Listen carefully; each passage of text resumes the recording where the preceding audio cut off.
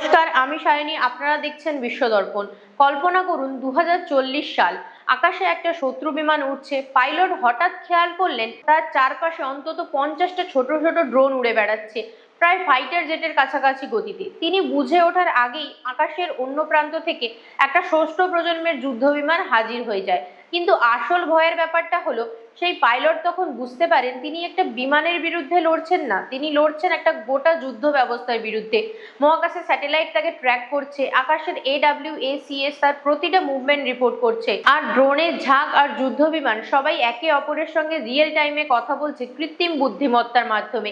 এটা কোনো হলিউড সিনেমার দৃশ্য নয় বন্ধুরা, এটা এমন একটা প্রযুক্তির বাস্তব রূপরেখা যা আজ থেকে 10-15 বছরের মধ্যে বাস্তবে দেখা যেতে পারে। আর সবচেয়ে বড় প্রশ্ন হলো, ভারত কি এই প্রযুক্তির অংশীদার হতে চলেছে? সম্প্রতি একটা খবর সামনে এসেছে যা প্রতিরক্ষা বিশ্লেষকদের মধ্যে ব্যাপক আলোড়ন তুলেছে। ফ্রান্স নাকি ভারতকে তাদের অতি গোপনীয়, অতি উচ্চাভিলাষী ষষ্ঠ প্রজন্মের যুদ্ধবিমান প্রজেক্টে যোগ দেওয়ার আমন্ত্রণ জানিয়েছে। আজকের ভিডিওতে আমরা পুরো বিষয়টা খুঁটিয়ে বিশ্লেষণ করব। এই প্রজেক্ট আসলে কি, ভারতের জন্য এতে কি কি সুবিধা লুকিয়ে আছে, আর কোথায় কোথায় বিপদের ঘন্টা বাজছে। ভিডিওটা শেষ পর্যন্ত দেখুন, কারণ শেষে আমরা বলবো ভারতের জন্য সবচেয়ে বুদ্ধিদীপ্ত রাস্তা কোনটা হতে পারে। আমেরিকা আর চীন এই প্রযুক্তিতে অনেকটাই এগিয়ে গেছে, আর সেই দৌড়ে ভারত কোথায় দাঁড়িয়ে আছে এই প্রশ্নটা বারবার উঠে এসছে। এখন এই প্রশ্নের একটা সম্ভাব্য উত্তর তৈরি হতে দেখা যাচ্ছে। খবর অনুযায়ী ভারত সরকার ফ্রান্সের FCAS প্রজেক্টে সরকারিভাবে আগ্রহ প্রকাশ করেছে। FCAS মানে ফিউচার কমব্যাট এয়ার সিস্টেম, অর্থাৎ ভবিষ্যতের যুদ্ধ আকাশ ব্যবস্থা। কিন্তু এখানেই একটা ভুল ধারণা ভেঙে ফেলা দরকার। অনেকেই ভাবতে পারেন যে ব্যাপারটা খুব সহজ, ফ্রান্স একটা ষষ্ঠ প্রজন্মের বিমান বানাচ্ছে আর ভারত শুধু কিছু টাকা দিয়ে সেই প্রজেক্টে ঢুকে পড়বে, তারপর তৈরি একটা বিমান হাতে পেয়ে যাবে। বাস্তবতা এর চেয়ে অনেক জটিল এবং অনেক বড়। ফ্রান্সের এই প্রজেক্টটা বিশ্বের অন্য যে কোনো দেশের চিন্তা ভাবনার চেয়ে একটু আলাদা। ফ্রান্স শুধু একটা যুদ্ধ বিমান বানাতে চাইছে না, তারা বানাতে চাইছে একটা সম্পূর্ণ আক্রমণ ব্যবস্থা। ফরাসি প্রতিরক্ষা মন্ত্রণালয়ের অফিসিয়াল নথিতেই স্পষ্ট লেখা আছে, FCAS কোনো একক এয়ারক্রাফট বা একক ফাইটার জেট প্রজেক্ট নয়, এটা একটা সিস্টেম অফ সিস্টেমস, অর্থাৎ একাধিক প্রযুক্তির সমন্বয়ে গড়ে ওঠা একটা সম্পূর্ণ যুদ্ধ বাস্তুতন্ত্র। এই ব্যবস্থার মধ্যে থাকবে একটা মূল ষষ্ঠ প্রজন্মের যুদ্ধ বিমান যাকে বলা হচ্ছে NGF বা নেক্সট জেনারেশন ফাইটার। তার পাশাপাশি থাকবে লয়াল উইংম্যান নামে পরিচিত AI চালিত ড্রোন, যেগুলো মূল পাইলটের সঙ্গে দলবদ্ধভাবে কাজ করবে। থাকবে একটা কমব্যাট ক্লাউড, অর্থাৎ স্যাটেলাইট, রাডার আর মিসাইল ডিফেন্স সিস্টেম, যা যুদ্ধ বিমানের মধ্যে রিয়েল টাইম তথ্য আদান প্রদানের একটা এনক্রিপ্টেড নেটওয়ার্ক। সহজ কথায়, একটা একক পাইলট আর তার বিমান এখন একা লড়বে না, পুরো একটা ডিজিটাল ইকোসিস্টেম তার পক্ষে যুদ্ধ পরিচালনা করবে। এটাই হলো আধুনিক যুদ্ধের নতুন সংজ্ঞা, আর ঠিক এই কারণেই FCAS কে বোঝাটা এতটাই গুরুত্বপূর্ণ। এবার আসি এই গল্পের সবচেয়ে চমকপ্রদ অংশে। এই প্রজেক্টটা ফ্রান্স শুরু করেছিল জার্মানি আর স্পেনকে সঙ্গে নিয়ে, কিন্তু গত কয়েক সপ্তাহে একটা বিরাট ঘটনা ঘটে গেছে। জার্মানি হঠাৎ এই প্রজেক্ট থেকে বেরিয়ে গেছে। শুরুতে জার্মানি নিজেই বলেছিল যে রাশিয়ার সম্ভাব্য হুমকি মোকাবিলা করার জন্য তারা এই ফাইটার জেট প্রোগ্রামে যুক্ত থাকবে এবং FCAS বানাতে সহায়তা করবে, কিন্তু কোনো সুস্পষ্ট কারণ ঘোষণা না করেই জার্মানি হঠাৎ নিজেদেরকে সরিয়ে নিল। এর পেছনে সম্ভাব্য বেশ কয়েকটা কারণ থাকতে পারে। প্রথমত, বাজেট সংক্রান্ত সমস্যা। এই ধরনের প্রজেক্টের খরচ এতটাই বিপুল যে অনেক দেশের পক্ষেই তা দীর্ঘমেয়াদে বহন করা কঠিন হয়ে পড়ে। দ্বিতীয়ত, জার্মানি হয়তো নিজস্ব কৌশলগত স্বাধীনতা চায়, নিজেদের মতো করে কিছু একটা তৈরি করতে চায়। আর তৃতীয় এবং সবচেয়ে চর্চিত কারণ হলো আমেরিকার ভূ রাজনৈতিক চাপ। আমেরিকা কখনোই চাইবে না যে FCAS এর মতো একটা প্রজেক্ট এতটা শক্তিশালী হয়ে উঠুক যেটা সরাসরি মার্কিন প্রতিরক্ষা শিল্পকে টেক্কা দিতে শুরু করে।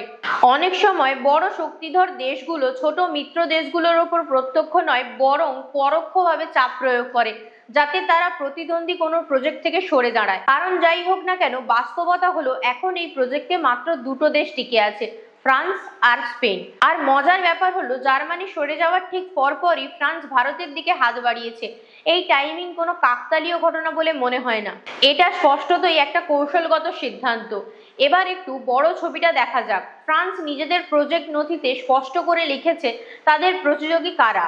বিশ্বজুড়ে ষষ্ঠ প্রজন্মের যুদ্ধবিমান তৈরির দৌড়ে মূলত 4টে ব্লক কাজ করছে। প্রথমে আসি যুক্তরাজ্য, জাপান আর ইতালির কথায়। এই 3টে দেশ একসঙ্গে কাজ করছে জিসিএপি নামের প্রজেক্টে। দ্বিতীয়ত আমেরিকা একাই কাজ করছে এনজিএডি নামের প্রজেক্টে, অর্থাৎ নেক্সট জেনারেশন এয়ার ডোমেন্স। তৃতীয়ত চীন, তারা তাদের ষষ্ঠ প্রজন্মের প্রজেক্টে সম্পূর্ণ একাকী স্বাধীনভাবে কাজ করছে, কোনো মিত্র দেশ ছাড়াই। আর চতুর্থ ব্লকটা হলো ফ্রান্স আর স্পেনের FCAS, যেখানে ভারত এখন যুক্ত হওয়ার সম্ভাবনা তৈরি হয়েছে।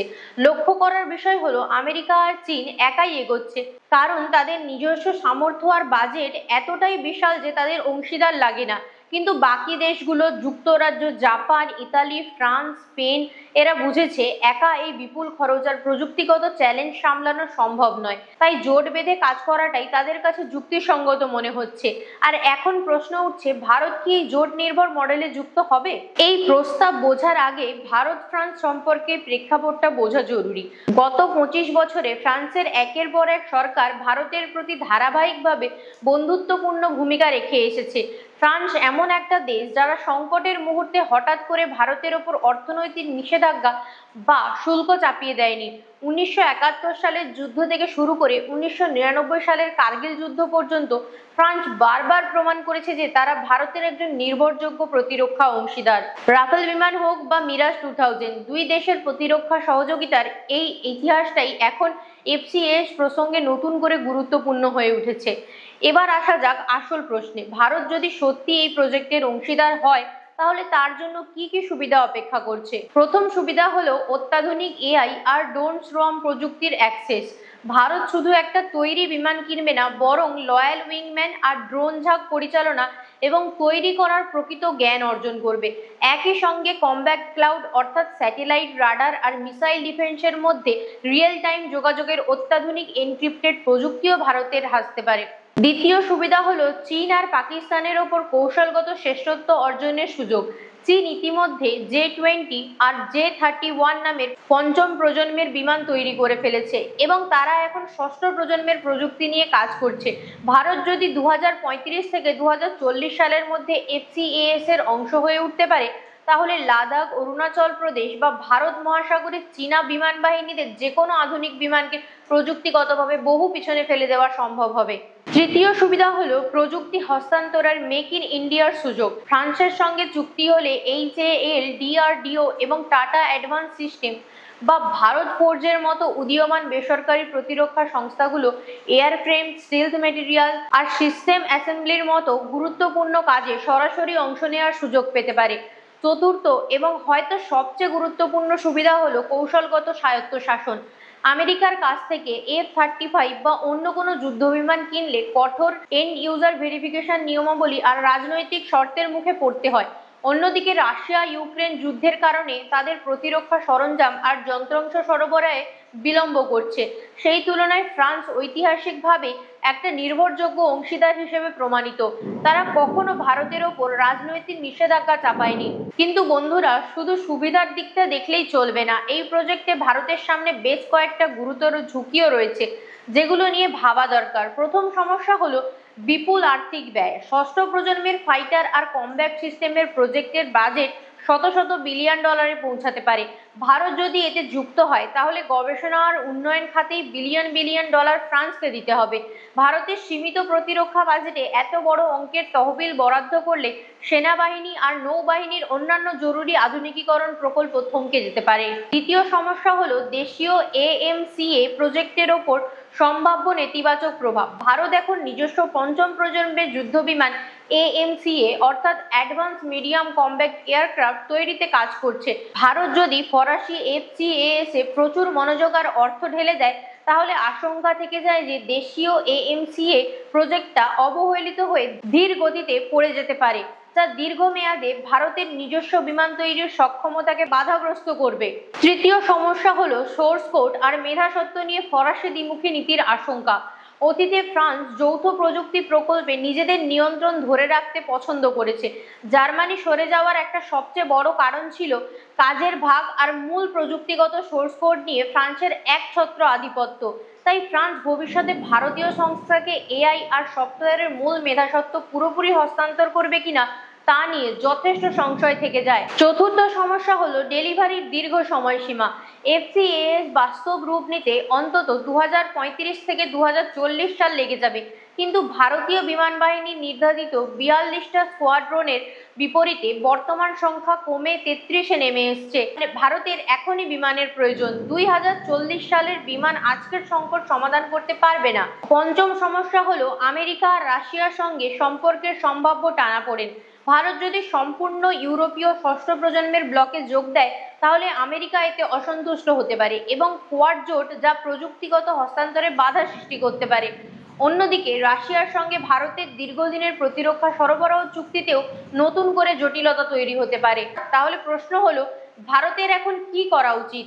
সবচেয়ে যুক্তিসঙ্গত কৌশল হতে পারে একটা সুষম পথ। প্রথমত, ফরাসি এফসিএএস এ সরাসরি পূর্ণ অর্থায়ন না করে বরং একজন প্রযুক্তিগত সহযোগী হিসেবে প্রজেক্টটা পর্যবেক্ষণ করা এবং ধাপে ধাপে যুক্ত হওয়া। দ্বিতীয়ত, চুক্তিতে এমন শর্ত রাখা যাতে ফরাসি কমব্যাট ক্লাউড আর এআই ড্রোন প্রযুক্তি ভারতের নিজস্ব এএমসিএ প্রজেক্টে ব্যবহার করার অনুমতি পাওয়া যায়।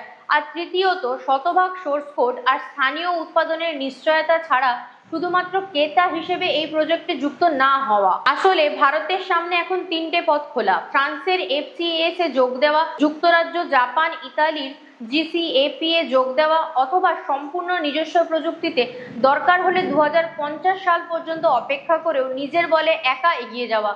প্রতিটা পথেরই সুবিধা আর ঝুঁকি আছে, আর ভারত সরকার ঠিক কোন দিকে এগোবে এখন সেটাই সবচেয়ে গুরুত্বপূর্ণ প্রশ্ন হয়ে দাঁড়িয়েছে।